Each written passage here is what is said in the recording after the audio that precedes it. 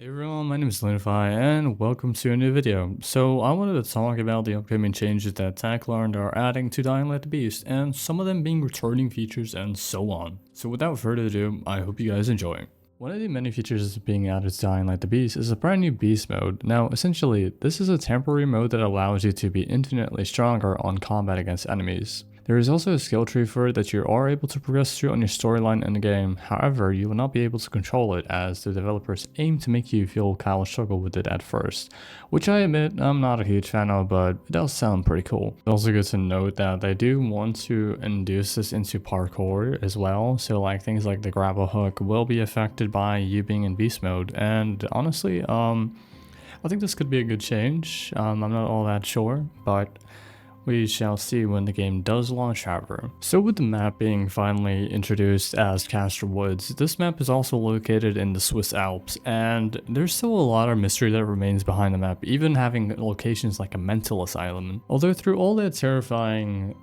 atmosphere, there is still, however, confirmed that the map is 30% bigger than the slums, and most creators have mentioned that it is to be as big as Central Loop, which might be a good thing after all. Weapon progression has also been significantly changed in Dying Light the Beast with the addition to new weapons we've never seen before, and Techland did take the approach to add weapon classes, and these are essentially categorized from melees, firearms, and even specials. I do believe there is one new one that no one really knows about just yet, but I assume we'll find more out about it later on. They've decided to add a flamethrower, which we've never really seen before, and a grenade launcher, which does have multiple variants for ammunition, and hell, even a saw blade launcher from Far Cry. Volatile hives will be returning as a part of the new cave system Techland has spoken about, and it does seem that we are getting quite a big cave system that might connect everything under the map. And if that is true, there is a lot more to this game than we originally thought. And I guess the best way to look at it is how Sons of the Forest did, where basically they had every cave system connect and tie you under to different parts of the map. It is still a pretty cool idea, and I do hope we get to see more about it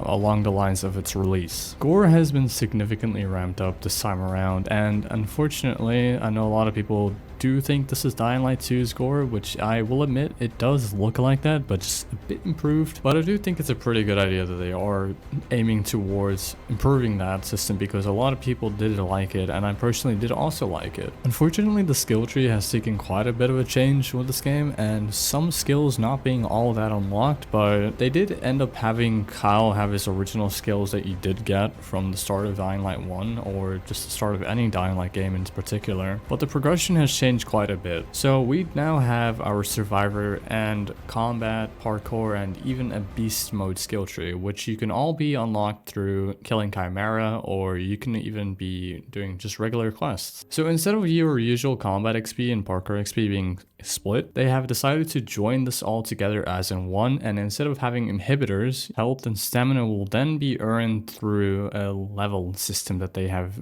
implemented to Dying Light the Beast. Transmogs from Dying Light 2 will also be making a return, and I know a lot of people who will likely be annoyed at this, but honestly they weren't so bad. They will be making a return as in through weapon blueprints and through normal gear that you would be able to get through the game, which I do assume you can upgrade from a normal shopkeeper. Vehicles will also be making a return to Dying Light the Beast, and as we last saw them in the following DLC, I think it's a pretty cool addition to add them back. And although, however, do be aware that they are limited, so if you do end up destroying all of them, they are pretty much gone from your game. But that's all I have to say today, folks, and I hope you guys enjoyed today's video. Feel free to leave a like and subscribe, and without further ado, I will see you guys later.